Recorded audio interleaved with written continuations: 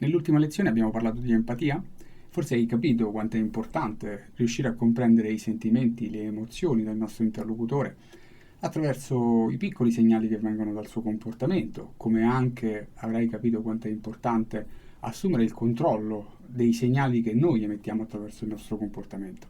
Tutto questo per arrivare alla comprensione della reciproca visione riguardo a quello che è l'oggetto del discutere e per riuscire a incastrare, no? A trovare quei punti di contatto tra le reciproche visioni e riuscire in questa maniera a trovare, no? Dei punti di contatto e di conseguenza a facilitare la comunicazione riguardo a quello di cui si sta discutendo, appunto. In questa settima lezione ci occuperemo di comunicazione, quindi sposteremo la concentrazione su proprio quella parte di comunicazione di cui siamo noi responsabili, cioè la nostra parte di emissione del messaggio e analizzeremo in maniera abbastanza approfondita le varie componenti che compongono appunto questo messaggio con i significati che queste varie componenti attribuiscono su vari livelli per diventare pienamente padroni, affinché tu possa diventare pienamente padrone, di gestire la tua comunicazione nella maniera più efficace per raggiungere l'obiettivo che ti sei prefissato.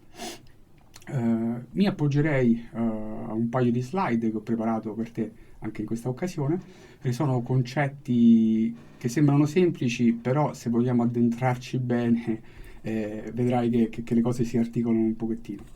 Di conseguenza vediamo proprio con l'ausilio di questa slide quanto appunto la comunicazione è fatta principalmente da tre componenti. La prima componente sono evidentemente le parole che utilizziamo, no?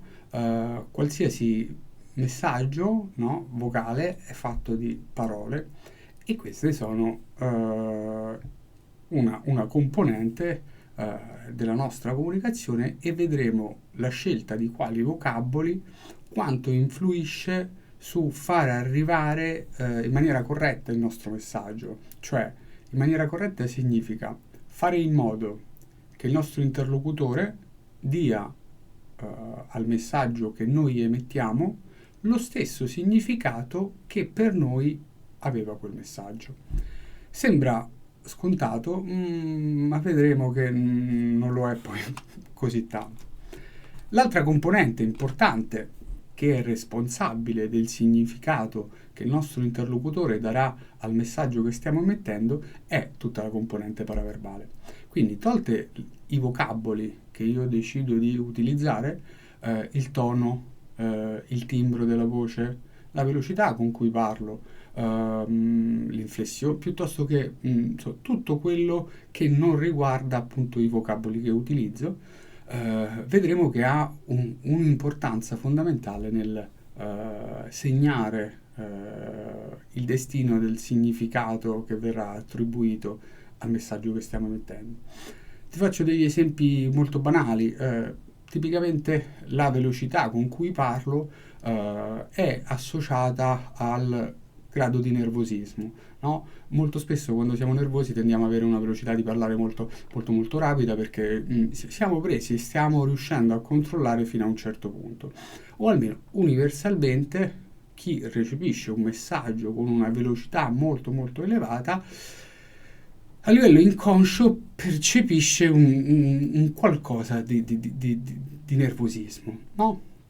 Poi chiaramente ci sono persone che sono abituate a parlare più velocemente ed è il loro ritmo naturale a cui parlano e ci sono persone che invece hanno un ritmo assai più lento, no? Senza fare di tutta l'erba un fascio, è chiaro che ogni persona avrà un'attitudine, una modalità con cui gli viene più naturale esprimere questo paraverbale. Però per grandi linee penso che ti sia utile capire che tutte queste componenti del paraverbale, ripeto, timbro, velocità, inflessione, origine della voce e quant'altro, possono influire nel determinare il significato che il nostro interlocutore darà al messaggio che noi abbiamo emesso. Di nuovo, se il nostro modo di parlare, la velocità, il timbro sarà abbastanza simile, no? Tra il mio e l'interlocutore, le probabilità che noi ci capiremo abbastanza bene aumentano. Viceversa, quando ci troviamo a comunicare con persone che adottano un modo, no? Un paraverbale abbastanza diverso dal nostro, se riusciremo a fare un piccolo passo, un piccolo sforzo per avvicinarci alla velocità con cui parla il nostro interlocutore, un piccolo sforzo, no, per ridurre queste distanze, sicuramente la comunicazione ne beneficerà.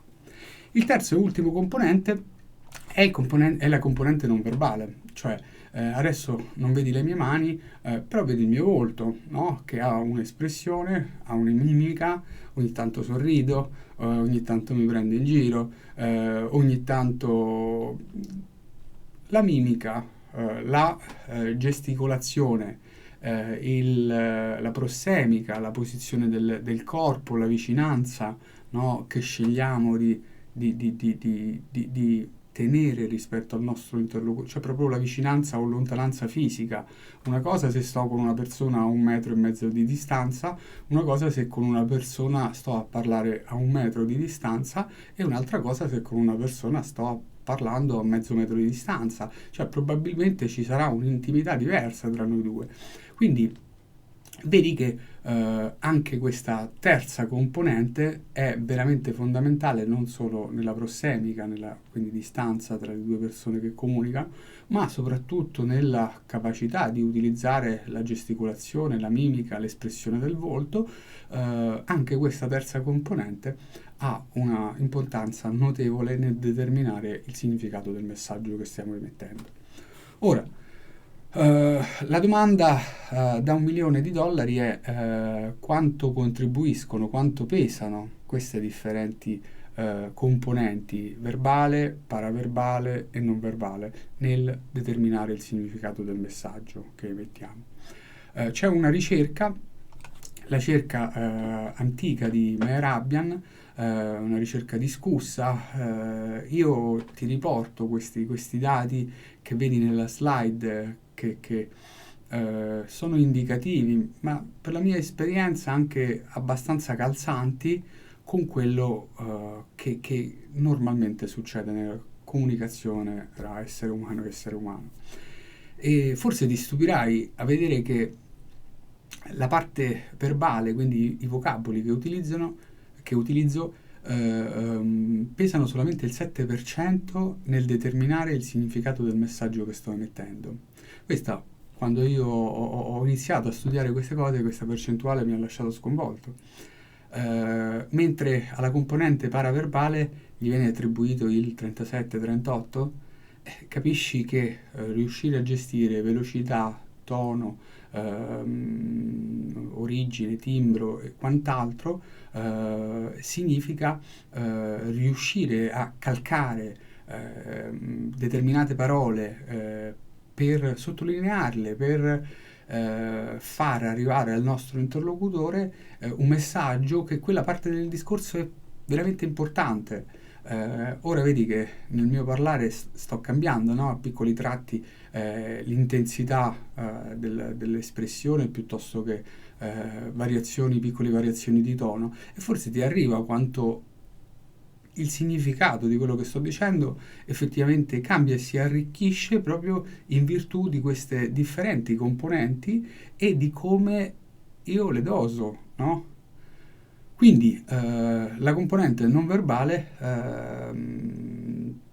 secondo questo studio, arriva a pesare, quindi la mimica, la gesticolazione, la prossemica, arriva a pesare addirittura il 55% del messaggio, nel determinare il significato del messaggio che sto emettendo.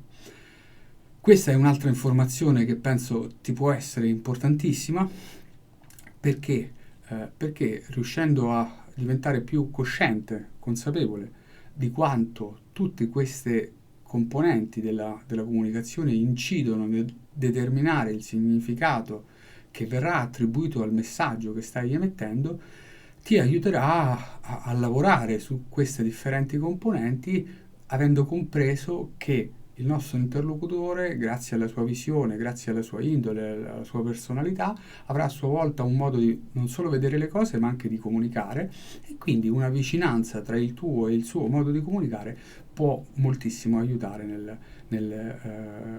instaurare una corretta ed efficace comunicazione. Passando alla slide successiva, mi fa piacere fare questa ulteriore riflessione con te. Come il cliente si fa l'idea di noi. Un aspetto molto molto interessante della comunicazione è che nel modo in cui io comunico non solo faccio arrivare più o meno bene il messaggio che voglio far arrivare, ma sto dando anche tutta una serie di segnali su di me e non solo. Eh, perché il modo in cui comunico determina anche cosa penso veramente di quello che sto dicendo. E perché le tre componenti, parole, paraverbale e non verbale, e l'allineamento che c'è tra quello che dico e come lo dico, no? Quindi le parole che uso e il tono, il paraverbale e la mimica, la gesticolazione, quindi il non verbale, la coerenza tra quello che sto dicendo e come lo sto dicendo dice moltissimo di come io mi sento riguardo a quello di cui sto parlando. Se non fossi preparato di comunicazione, riuscire a gestire tutte le varie componenti come sto cercando di fare probabilmente mi verrebbe molto più difficile, sarei molto meno fluido, sarei molto più teso, e questo a te arriverebbe perché percepisci probabilmente che io sono abbastanza a mio agio a parlare di questi contenuti perché sono preparato. Quando andiamo a vendere col nostro interlocutore succede la stessa identica cosa.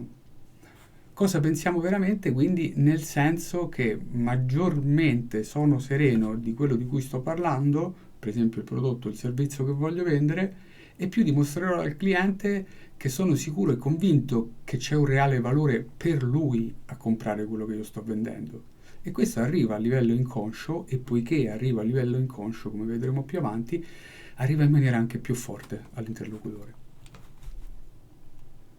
Secondo aspetto, come ci sentiamo in quel ruolo, no? Allo stesso modo, un po' l'abbiamo anche anticipato, la serenità con cui parlo, e quindi la velocità con cui parlo, e quindi il tono con cui riesco a dosare le diverse parole, le diverse parti del mio discorso e lo stesso vale per tutta la componente non verbale, dicono al cliente come io mi sento a mio agio nel ruolo di venditore, ok? O di formatore nel mio caso. E tutto questo c'è possibilità di allenarlo. Il primo passaggio è diventare competenti di di cui stiamo parlando, coscienti di come riesco a dosare le differenti parti della comunicazione nel discorso che sto facendo. Da ultimo, il modo di comunicare dice anche una cosa ancora più profonda. Dice come noi vediamo il cliente stesso, perché nel rispondere alle sue obiezioni, nell'interloquire tra di noi, la serenità con cui rimango ancorato a quello che sto dicendo e la tranquillità con cui rispondo alle sue obiezioni, e anche nel non verbale o tutta la parte appunto non verbale di quando per esempio ascolto quando lui sta parlando, trasferisce al cliente un messaggio molto importante su che cosa io penso di lui. E la regola aurea dice che se sono disposto ad ascoltare veramente e a dare importanza a quello che dice il mio cliente, molto probabilmente anche lui darà importanza e ascolterà con più attenzione quello che io ho da dire. C'è un altro aspetto che volevo approfondire ed è l'ultimo. Il 90% di quello che diciamo passa a livello inconscio.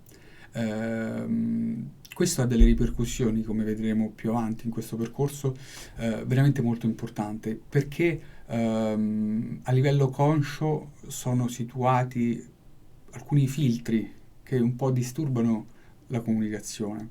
Quindi riuscire a far passare a livello inconscio dei messaggi riguardo a quello che stiamo dicendo è molto importante perché riesce a bypassare questi filtri che sono la cancellazione, la generalizzazione e la distorsione del messaggio, che contribuiscono in maniera abbastanza importante a non essere compresi nella maniera in cui intendevamo noi. Diventare consapevoli di tutto questo, quindi portare non solo queste componenti della comunicazione, ma anche tutto quello che c'è agganciato a loro da un livello di incoscienza, no? A un livello di coscienza, come stiamo facendo con questo esercizio, in questa sessione, ti aiuta a gestire sempre meglio coscientemente, poiché cosciente, a gestire sempre meglio tutte queste differenti parti e la maniera in cui esse vengono dosate nelle differenti parti del tuo discorso con i differenti interlocutori con cui ti trovi ad agire. Questo è il migliore esercizio che puoi fare, perché con questa lezione ho cercato di trasferirti la maggior parte delle cognizioni teoriche che riguardano la comunicazione, però la vera differenza la fa mettere in pratica queste cose. Questo è quanto sulla comunicazione e le differenti componenti verbale, non verbale e paraverbale. È chiaro che questa è tutta teoria. Nella pratica avrai visto mettere in pratica da me alcune cose.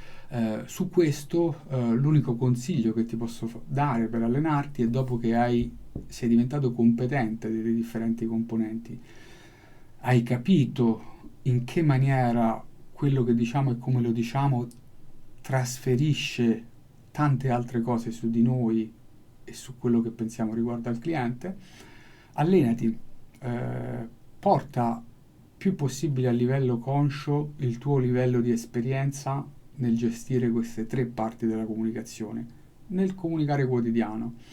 Fai sempre più attenzione a come lo dici, a quanto sei coerente tra quello che dici e come lo dici, e questo ti porterà dei grossissimi benefici nel modo di comunicare. Ci vediamo alla prossima lezione. Buon lavoro.